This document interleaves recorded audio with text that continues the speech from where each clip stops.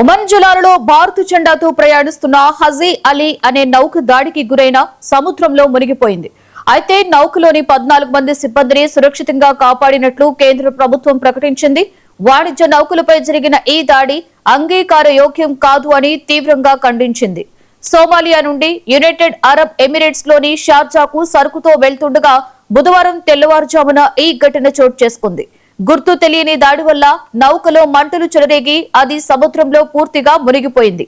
వెంటనే స్పందించిన Oman coast guard నౌకలోని 14 మంది సిబ్బందిని సురక్షితంగా రక్షించి సమీపంలోని దిబ్బా పోర్టుకి తరలించారు.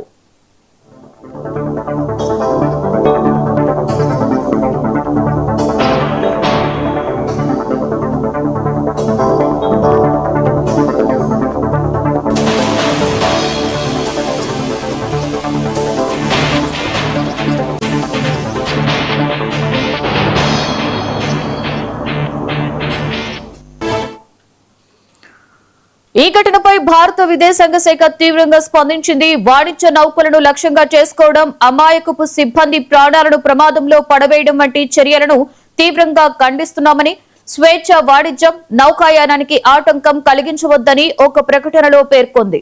సిబ్బంది అంతా క్షేమంగా ఉన్నారని, వారిని భారత్ కు తిరిగి తీసుకురావడానికి ఒమన్ అధికారులతో సమన్వయం చేస్తున్నామని పోర్ట్స్ అండ్ షిప్పింగ్ మంత్రిత్వ శాఖ అదనపు కార్యదర్శి ముఖేష్ మంగల్ తెలిపారు.